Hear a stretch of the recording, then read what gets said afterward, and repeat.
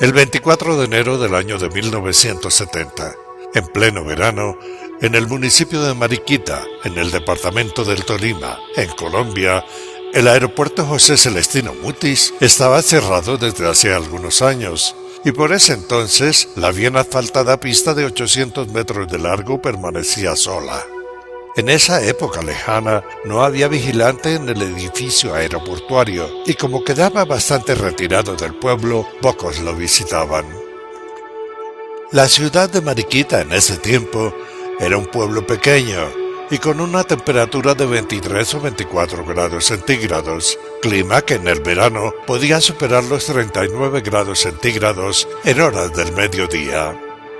Aquel 24 de enero de 1970, a las 6:30 de la tarde, el calor del verano ya había descendido y el ambiente era primaveral.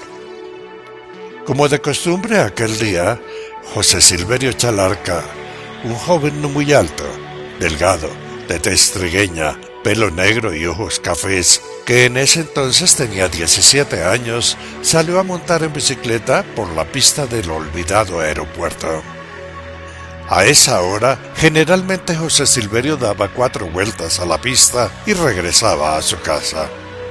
En ese atardecer, la luna en el horizonte iluminaba la pista del aeropuerto, y como no había nubes, las estrellas en el cielo titilaban en todo su esplendor. En el trayecto, José Silverio no estaba solo, y era normal que en su recorrido encontrara otros ciclistas. Ese día, José Silverio recién había comenzado a pedalear cuando por un lado lo alcanzó Doris, una vecina y amiga de la infancia, una jovencita que en ese entonces era una agraciada adolescente, también de tez trigueña, baja estatura, ojos miel y cabello negro que descolgaba por sus hombros. Doris tenía el don de la palabra abundante. Sin detenerse, José Silverio le sonrió y la saludó, y no había terminado cuando Doris comenzó a hablar. José Silverio apenas la escuchaba. Para él, tanta perorata era abrumadora. Entonces miró hacia atrás y vio que el papá de Doris, don Oliverio, también venía con ella. Doris no paraba de hablar. Como huyendo del monólogo, José Silverio agachó la cabeza y se concentró en la línea amarilla intermitente que dividía la pista del aeropuerto. Ya llegando a un extremo de la pista, José Silverio notó una luz blanca algo elevada que iluminaba como si fuera un avión en inminente aterrizaje. Asustado y pensando que era un avión que llegaba, se hizo a un lado y se detuvo en la orilla del pavimento esperando que el supuesto avión pasara. Doris y el papá también hicieron lo mismo. Ya se pasaron 20, 30, 40 segundos, 1 minuto y nada. La luz estaba quieta, como posada en el extremo de la pista. No había sonido de hélices ni tampoco de turbinas. Extrañados, los ciclistas pedalearon por la orilla de la pista. La luz seguía quieta. Lentamente se acercaron, y a unos 15 metros de distancia, la luz se apagó, y sobre la pista apareció una figura grande y negra con forma de disco. Una figura que flotaba a unos 2 metros sobre el suelo. No tenía ventanas ni nada parecido. Con la luz de la luna solo se veía una silueta negra. Los 3 ciclistas quedaron quietos mirando, y unos pocos segundos después, de la parte inferior salió un chorro de luz verde que los iluminó. José Silverio pensó en salir corriendo, pero al igual que sus acompañantes no pudo hacerlo. Entonces la luz, como si terminara de observarlos, se apagó. Acto seguido, el disco se iluminó nuevamente y en una fracción de segundo lanzó una poderosa ráfaga de viento que los hizo caer.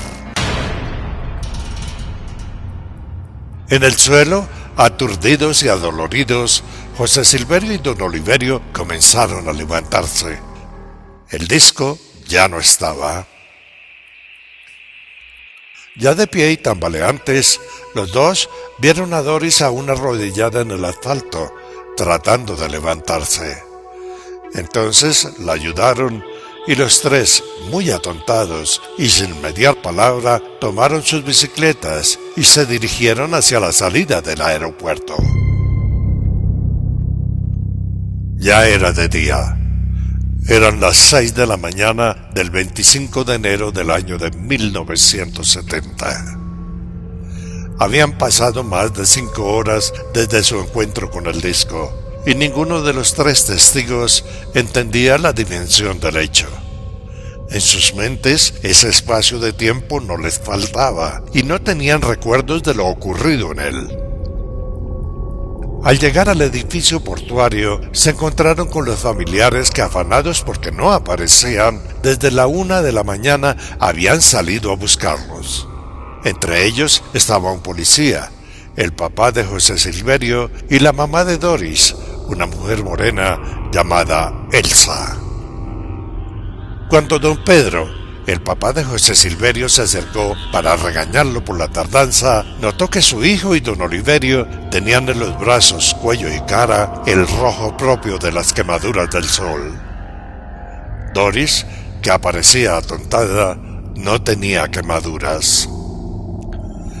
Para calmar las preguntas, José Silverio y Oliverio contaron a sus familiares lo que les había sucedido. Nadie les creyó, y el policía apenas pudo contener la risa.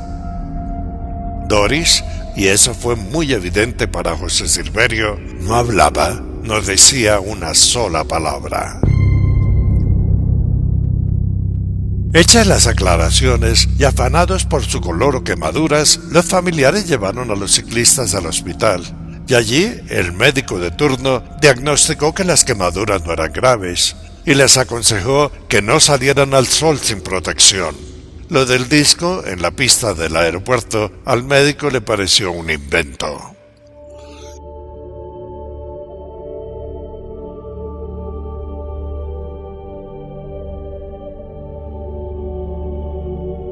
En aquel lejano año de 1970, la palabra ovni en esta sección de Colombia no era conocida, y para definirlos, la gente en el campo usaba el calificativo de platillo volador. Y fue así como aquel domingo, gracias a la locuacidad del policía y de una enfermera del hospital, el chisme del platillo volador se regó por toda Mariquita. Con los días, el color rojizo en la piel de los ciclistas desapareció, y el suceso casi que se olvidó. Eso fue en el pueblo. Pero en casa de Doris, 50 días después del incidente, comenzaron los problemas. Doris, la joven de 17 años cumplidos, sufría de mareos, náuseas y antojos. La regla no llegaba. Afanados, los padres la llevaron al médico, y la misma enfermera chismosa que había conocido la historia del platillo volador regó el cuento por el pueblo. Doris está embarazada. Al final, las murmuraciones concluyeron que el platillo volador era solo un invento para esconder el desliz de Doris, y que el causante de sus males de barriga era José Silverio. Como siempre ocurre en estos casos de murmuraciones y rumores, José Silverio fue el último en enterarse, y cuando lo supo, trató de negarlo, pero fue peor. Doris, avergonzada por un pecado que aseguraba no había cometido, no resistió las burlas de sus compañeras en el colegio, y pasó los siguientes meses encerrada en su casa, soportando el interrogatorio de su mamá. José Silverio, en el colegio donde cursaba su último año de bachiller, como se usaba en la época, clavó 2 puñetazos aquí y allá, y nadie volvió a molestarlo. 7 meses después, en parto prematuro, Doris dio a luz una niña.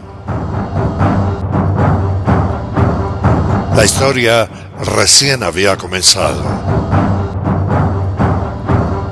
En la próxima entrega hablaremos de la marcianita, de la bebé prematura, la niña blanca de pelito rubio, de ojos muy grandes y azules. Estuvo con usted Roberto Tobar Gaitán. Felicidades y mil gracias por su atención.